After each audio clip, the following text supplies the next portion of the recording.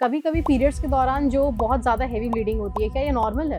Periods में आपको हर 2-3 घंटे पे पैड चेंज करना पड़ रहा है। पीरियड्स में 80 ml से ज़्यादा ब्लड लॉस है और उसकी वजह से आपको थकान हो रही है या फिर हीमोग्लोबिन आपका कम आ रहा है, तो इसको हम हैवी ब्लीडिंग कहते हैं। तो हैवी ब्लीडिंग होना नॉर्मल नहीं है। टीनेज गर्ल्स में अब नॉर्मल ब्लीडिंग में के कॉमन कॉजेस क्या होते हैं? इस एज ग्रुप में मोस्ट इंपॉर्टेंट जो कॉज होता है वो होता है प्यूबर्टी मेनोरेजिया। फर्स्ट पीरियड को हम लोग साइंटिफिक टर्म में कहते हैं menarche.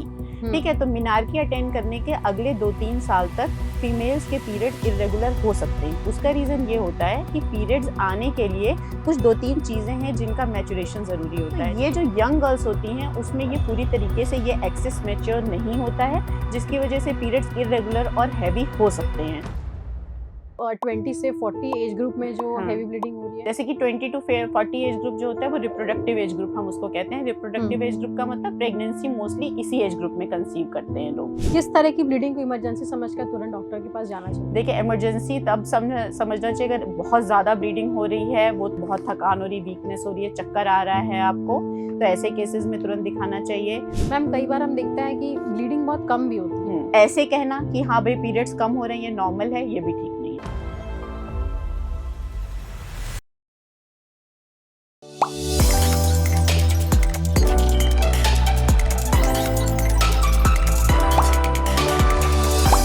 Healthy Life Show presented by Paras HSC Hospital. Periods हर महीने आते हैं, लेकिन क्या हर तरह की ब्लीडिंग नॉर्मल होती है? कब हेवी ब्लीडिंग सिर्फ एक टेम्पररी प्रॉब्लम होती है और कब ये किसी सीरियस हेल्थ इशू का सिग्नल बन सकती है? आज हम बात करेंगे एबनॉर्मल ब्लीडिंग के बारे में और जानेंगे कि किस तरह महिलाएं इस प्रॉब्लम को समय पर पहचान कर अपनी हेल्थ को बेहतर ध्यान में रख सकती है। इस विषय पर बात करने के लिए हमारे साथ मौजूद है पारस एचईसी हॉस्पिटल रांची से डॉक्टर प्रीति सिंह। हेलो मैम, पहले व्यूअर्स को अपने बारे में बताएं। नमस्ते, मेरा नाम है डॉक्टर प्रीति सिंह। मैं पारस HEC हॉस्पिटल में सीनियर कंसल्टेंट हूँ, ऑब्स एंड गायनी डिपार्टमेंट में। ओके मैम, हमारा पहला सवाल है कि कभी कभी पीरियड्स के दौरान जो बहुत ज्यादा हेवी ब्लीडिंग होती है, क्या ये नॉर्मल है? देखिए, सबसे पहले इसके लिए ये समझना ज़रूरी है कि हेवी ब्लीडिंग कहते किसको हैं, ठीक है? क्योंकि ये तो एक सब्जेक्टिव टर्म है, किसी को कम ब्लीडिंग हो रही है फिर भी वो हैवी लग सकती है और किसी को वो हैवी ब्लीडिंग है बट कम लग सकती है ना? तो पहले हम समझते हैं कि हैवी ब्लीडिंग कहते किसको हैं। अगर आपके पीरियड 7 डेज़ से ज़्यादा चल रहे हैं, ठीक है? पीरियड्स में आपको हर 2-3 घंटे पे पैड चेंज करना पड़ रहा है, पीरियड्स में 80 ml से ज़्यादा ब्लड लॉस है और उसकी वजह से आपको थकान हो रही है या फिर हीमोग्लोबिन आपका कम आ रहा है, तो इसको हम हैवी ब्लीडिंग कहते हैं, ठीक है? तो हैवी ब्लीडिंग होना नॉर्मल नहीं है, इसके लिए आपको डॉक्टर की सलाह लेनी चाहिए डेफिनेटली। मैम, कई बार हम देखते हैं कि ब्लीडिंग बहुत कम भी होती है। देखिए, जब अगर ब्लीडिंग कम होती है तो उसके लिए भी हमें इवैल्यूएट करना पड़ता है। जो मोस्टली हमने आजकल जो हम ओपीडी सिनेरियो में देख रहे हैं कि आजकल की जो लाइफ़स्टाइल है उसकी वजह से ऑलरेडी ब्लीडिंग आजकल कम होने लग गई है, लेकिन मैं इसको ऐसे नहीं कह सकती कि हाँ, ब्लीडिंग कम है तो ये ठीक है। उसके लिए मुझे पहले आपको इवैल्यूएट करना पड़ेगा, कुछ स्पेसिफिक टेस्ट होते हैं, वो सब मैं करके देख लूँगी। उसके बाद में अगर मुझे लगेगा कि नहीं, सब कुछ ठीक है, तो मैं कहूँगी कि हाँ, कोई बात नहीं, ठीक है। लेकिन ऐसे कहना कि हाँ भाई पीरियड्स कम हो रहे हैं, ये नॉर्मल है, ये भी ठीक नहीं है। टीनेज गर्ल्स में अब नॉर्मल ब्लीडिंग में के कॉमन कॉजेस क्या होते हैं? देखिए, टीनेज गर्ल्स में क्या होता है कि इस एज ग्रुप में मोस्ट इम्पॉर्टेंट जो कॉज होता है वो होता है प्यूबर्टी मेनोरेजिया। अब प्यूबर्टी मेनोरेजिया क्या है? मतलब ऐसे लगेगा कि ये तो एक साइंटिफिक टर्म है, इसको मैं एक्सप्लेन करती हूँ। जैसे कोई भी लड़की है, उसको जब फर्स्ट पीरियड आते हैं उसके बाद अगले 2-3 साल तक, फर्स्ट पीरियड को हम लोग साइंटिफिक टर्म में कहते हैं मिनार्की, ठीक है? तो मिनार्की अटेंड करने के अगले 2-3 साल तक फीमेल्स के पीरियड्स इरेगुलर हो सकते हैं। उसका रीजन ये होता है कि पीरियड्स आने के लिए कुछ 2-3 चीजें हैं जिनका मैचुरेशन जरूरी होता है, जिसको हम कहते हैं hypothalamic, pituitary and ovarian axis, ठीक है? तो ये जो यंग गर्ल्स होती हैं उसमें ये पूरी तरीके से ये एक्सिस मैच्योर नहीं होता है, जिसकी वजह से पीरियड्स इरेगुलर और हैवी हो सकते हैं, ठीक है? तो 2-3 साल तक अगर इरेगुलर एंड हैवी हो रहे हैं तो मैं ये नहीं कहूंगी कि उस चीज को आप अवॉइड कर दो, लेकिन वो एक नॉर्मल फिजियोलॉजिकल प्रोसेस है, ठीक है? आप डॉक्टर से मिल सकते हो, फिर डॉक्टर आपको इसको एक्सप्लेन करेगी। इसमें मैं आपको एक केस सिनेरियो भी बताना चाहूंगी कि अभी कल ही की बात है, एक पेशेंट आई ओपीडी में, तो उसका आके बैठी, उसका मैंने हमारे यहाँ सिस्टम होता है तो मैंने सिस्टम में देखा उसका हार्ट रेट 120। तो मैंने कहा कि 120 हार्ट रेट, तो मैं उसको देख के हंसने लग गई कि क्या हुआ बेटा, क्यों इतना हार्ट रेट बढ़ा हुआ है? तो कहती है कि मैम मुझे ना पीरियड्स बहुत हैवी आ रहे हैं, मुझे बच्चेदानी का कैंसर हो गया है। तो वही बात है कि मतलब इन्फॉर्मेशन इसलिए डॉक्टर से भी मिलना ज़रूरी है, क्योंकि हर हेवी ब्लीडिंग का मतलब ये नहीं है कि उसको कैंसर ही होगा। हर एज ग्रुप में हेवी ब्लीडिंग का होना अलग-अलग सिग्निफिकेंस देता है। अब हमें तो पता है कि इस एज ग्रुप में हेवी ब्लीडिंग अगर हो रही है तो ये रीज़न होगा, ना कि ये। इसके लिए एंडोमेट्रियल कैंसर भी हम सस्पेक्ट करते हैं, लेकिन वो एज ग्रुप डिफरेंट होता है। ठीक है? मैम जो 20 से 40 एज ग्रुप में जो हाँ। हेवी ब्लीडिंग हो रही है, उसमें एब्नॉर्मल ब्लीडिंग, जैसे कि 20 टू 40 एज ग्रुप जो होता है वो रिप्रोडक्टिव एज ग्रुप हम उसको कहते हैं। रिप्रोडक्टिव एज ग्रुप का मतलब प्रेगनेंसी मोस्टली इसी एज ग्रुप में कंसीव करते हैं लोग। ठीक है, तो इसमें अगर हैवी ब्लीडिंग हो रही है तो हमें बेसिकली पहले तो pregnancy related complication rule out करने होते हैं। जैसे कभी कभी क्या होता है कि अनप्रोटेक्टेड इंटरकोर्स हुआ तो उसके बाद में जैसे मेडिसिन ले लेते हैं लोग। कभी कभी क्या करते हैं कि प्रेगनेंसी कंसीव कर गए और खुद से एमटीपी वाली दवाइयाँ ले ली। ठीक है, तो उसकी वजह से भी पीरियड्स इरेगुलर होते हैं। तो इस एज ग्रुप में मोस्ट कॉमन कॉज होता है, हमें सबसे पहले प्रेगनेंसी रूल आउट करनी होती है। अगर प्रेगनेंसी वाली चीजें नहीं हैं तो फिर थायराइड की भी प्रॉब्लम हो सकती है, बच्चेदानी में फाइब्रॉइड्स जिसको कि हम गांठें बोलते हैं वो हो सकती है, अंडेदानी में गांठ हो सकती है, एक यूट्रस की प्रॉब्लम होती है जिसको हम एडिनोमायोसिस कहते हैं वो हो सकती है, एंडोमेट्रियल हाइपरप्लेजिया हो सकता है। तो और डिफरेंट रीजन है, लेकिन हर एज ग्रुप में कुछ मोस्ट इंपॉर्टेंट कुछ मोस्ट कॉमन रीजंस होते हैं। और आजकल जो लोग में बहुत ज़्यादा स्ट्रेस और एंग्जायटी देखा जा हाँ, रहा है, हाँ, हाँ, हाँ। तो ये भी वजह हो सकते हैं। बिल्कुल। देखिए, स्ट्रेस का मैकेनिज़्म मैं आपको समझाती हूँ। स्ट्रेस का मैकेनिज़्म ये होता है कि स्ट्रेस टोटली ब्रेन पे डिपेंडेंट है, मतलब ब्रेन में हम क्योंकि माइंड से हम स्ट्रेस ले रहे हैं, तो जो पीरियड्स होते हैं, उनके हार्मोन्स जो होते हैं, वो हमारे ब्रेन के थ्रू रिलीज़ होते हैं। ठीक है? तो कभी-कभी जब हम स्ट्रेस लेते हैं, तो उसकी वजह से हार्मोनल डिसबैलेंस हो जाता है, जिसकी वजह से भी पीरियड्स हैवी हो सकते हैं। मैम कभी मतलब सिर्फ़ लाइफ़स्टाइल चेंज करने से इसे रोका जा सकता है? देखिए, लाइफ़स्टाइल चेंज करने से ये है कि कुछ पहले आप डॉक्टर के पास गए, आपने इवैल्यूएट कराया कि मेरा ये हेवी ब्लीडिंग क्यों हो रहा है। हुँ, जैसे क्या होता है कि पीसीओडी की प्रॉब्लम से भी हेवी ब्लीडिंग होती है। अगर वो प्रॉब्लम है तो उसमें लाइफ़स्टाइल मॉडिफ़िकेशन हेल्प करेगा। अगर आपको थायरॉइड की प्रॉब्लम से हेवी ब्लीडिंग हो रहा है तो लाइफ़स्टाइल मॉडिफ़िकेशन हेल्प करेगा।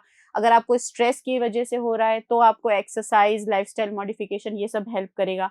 अगर आप एक्सट्रीम एक्सरसाइज़ेज़ भी करते हैं तो उससे भी कभी-कभी हेवी ब्लीडिंग हो सकती है। तो लाइफ़स्टाइल चेंजेज़ डेफिनिटली वर्क करता है, पर डिपेंड करता है कि वो क्या कॉज़ है। और किस तरह की ब्लीडिंग को इमरजेंसी समझकर तुरंत डॉक्टर के पास जाना चाहिए? देखिए, इमरजेंसी तब समझना चाहिए अगर बहुत ज़्यादा ब्लीडिंग हो रही है, वो तो जैसे मैंने आपको बताया कि पीरियड्स तुरंत हर आर्ली आपको चेंज करना पड़ रहा है, बहुत थकान हो रही, वीकनेस हो रही है, चक्कर आ रहा है आपको, तो ऐसे केसेज़ में तुरंत दिखाना चाहिए। और जैसे कि जो 40 इयर्स के ऊपर की महिलाएँ हैं, उनको अगर हेवी ब्लीडिंग हो रही है, तो वो ये सोच के डॉक्टर के पास ना जाएँ कि भई मेरे पीरियड जाने वाले हैं, इसलिए मुझे ऐसे हेवी और इर्रेगुलर ब्लीडिंग हो रही है।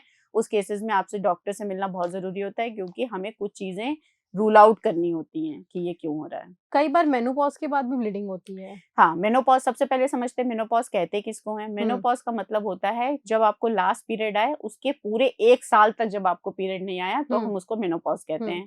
ठीक है? तो मेनोपॉज़ के बाद में अगर कभी भी ब्लीडिंग होती है तो वो नॉर्मल तो नहीं है, उसको इवैल्यूएट करना बहुत ज़रूरी होता है। उस एज ग्रुप में एंडोमेट्रियल कार्सिनोमा के काफ़ी चांसेस होते हैं। हमने कई बार सुना है कि जो 40 से 50 एज ग्रुप की हुँ, महिलाएँ होती हैं, हुँ। जिनके पीरियड्स खत्म जाने होने वाले वाले होते हैं, होते हैं, हाँ। उनको भी बहुत ज़्यादा हेवी ब्लीडिंग, हाँ, जैसा हाँ, आपने ये बताया कि बताएँ, लोग हाँ, ये सोच के नहीं आते कि हाँ, जाने वाले जाने ही हैं, वाले, हाँ। तो ये भी नॉर्मल है? नहीं, देखिए उसमें क्या है कि अगर बहुत सारे लोग ऐसे ही सोचते हैं कि भई अब तो पीरियड जाने वाले हैं, अब थोड़े दिन हमें परेशान करेंगे। हुँ, माना ये एक फैक्टर होता है, लेकिन उस एज ग्रुप में एंडोमेट्रियल कार्सिनोमा रूल आउट करना, जिसको सामान्य भाषा में बोला जाए बच्चेदानी का कैंसर रूल आउट करना बहुत ज़रूरी होता है। तो अगर आपको मेनोपॉज़ के टाइम पे हेवी ब्लीडिंग हो रही है, तो उस समय डॉक्टर से मिलिए, क्योंकि हम लोग फिर एक एंडोमेट्रियल बायोप्सी वाला टेस्ट करते हैं और उससे रूल आउट करते हैं कि आपको कोई प्रॉब्लम तो नहीं है। अगर कोई प्रॉब्लम नहीं है, तो फिर वेल एंड गुड, लेकिन अगर कोई प्रॉब्लम है, तो इसका इलाज ज़रूरी है। ओके। मैम अगर जो भी महिलाएँ हमारे इस इंटरव्यू को या पॉडकास्ट को देख रही है, हुँ। आप उनसे क्या कहना चाहेंगी? देखिए, पीरियड्स का जो नॉर्मल एक पैटर्न है, जो हफ्ते में मतलब मंथ में आपको आते हैं, उस पैटर्न से अगर कुछ इर्रेगुलैरिटी होती है, हैवी होते हैं, इर्रेगुलर होते हैं, पीरियड्स बीच-बीच में आ जाते हैं, या इंटरकोर्स के बाद पीरियड आते हैं, या मेनोपॉज़ के बाद में पीरियड्स आते हैं, तो कब कोई भी ऐसी समस्या है तो डॉक्टर से ज़रूर मिलें, घबराने की कोई ज़रूरत नहीं है, डॉक्टर से मिल के अपनी प्रॉब्लम बताएँ। और उसका जितना आप माइंड में सोच रहे हैं ना कि बड़ी प्रॉब्लम हो सकता है, उतनी बड़ी प्रॉब्लम ही ना हो। डॉक्टर उसको आपसे सिर्फ़ बात करके उसको सॉल्व कर सकता है। तो घबराएँ नहीं, डॉक्टर से मिलें। यही मेरा मैसेज है। ओके मैम, अगर आप एक सबसे टफेस्ट केस स्टडी बताना चाहें हाँ, अपनी। टफेस्ट तो नहीं, लेकिन एक कॉमन चीज़ बता देती हूँ ताकि लोगों को मतलब इस मिसकंसेप्शन में ना रहें। जैसे एक पेशेंट थी हमारी, 50 इयर्स ओल्ड पेशेंट थी, तो काफ़ी एजुकेटेड पेशेंट थी, हुँ, ऐसा नहीं था। तो उसको भी ऐसे ही ये सोच के कि भई पीरियड्स अब तो जाने वाले हैं, तो उसने क्या किया कि हेवी ब्लीडिंग हो रही थी, तो हम लोग हेवी ब्लीडिंग में मोस्टली प्रोजेस्टेरॉन करके एक मेडिसिन होती है, वो देते हैं। हुँ, तो वो प्रोजेस्टेरॉन मेडिसिन लिए जा रही थी। तो उसके बाद में क्या हुआ कि कुछ दिनों बाद उनको इतनी हैवी होने लग गई कि वो बाथरूम में जाके फेंट हो गईं। फिर उनको ऐसा हुआ कि इमरजेंसी में कॉल करके हमसे बात करनी पड़ी कि मैम इतनी हैवी ब्लीडिंग हो रही है, मैं फेंट हो गई। वैसे मैं इतने दिनों से प्रोजेस्टेरॉन वाली मेडिसिन ले रही थी, तो मुझे उससे रिलीफ था। तो हमने इमीडिएटली उनको बोला आप हॉस्पिटल में आइए, हम लोग चेकिंग करेंगे। हॉस्पिटल में आई, उनको एडमिट किया, सब कुछ किया। नेक्स्ट डे हम लोगों ने हिस्ट्रोस्कोपी, जिसको कहते हैं दूरबीन से दूरबीन से हाँ। बच्चेदानी को देखना। हिस्ट्रोस्कोपी वाला हमने उनका टेस्ट किया तो उसमें पूरा मांस पड़ा हुआ था अंदर, मांस मतलब वही कार्सिनोमा पड़ा हुआ था अंदर। फिर उसको हम लोगों ने निकाल के टेस्टिंग के लिए भेजा। फिर पता चला कि हाँ, शुरुआत थी कैंसर की। वो तो ये कहिए कि वो इतनी विजिलेंट थी और डॉक्टर के टच में थी कि वो हमारे पास उस समय आ गईं, फिर उनका वो डिटेक्ट हुआ, फिर उनकी सर्जरी प्रॉपर हुई और वो खैर सर्वाइव कर गईं और ठीक से हैं। Thank you so much ma'am. Okay, welcome. Thanks for having me. Thank you.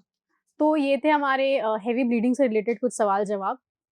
आपको भी ऐसे कुछ भी प्रॉब्लम है तो प्लीज़ अपने निजी डॉक्टर से तुरंत कंसल्ट करें और इसे बिल्कुल भी इग्नोर। अदरवाइज़ या इग्नोर ना करें। और इससे जुड़े आपके कुछ भी सवाल है तो नीचे कमेंट में ज़रूर दें। हम पूरी कोशिश करेंगे डॉक्टर से कंसल्ट करें और आप तक सारे सवाल के जवाब पहुँचाएँ। इसी के साथ देखते रहे Prabhat Khabar healthy life show. मेरा नाम है खुशहाली।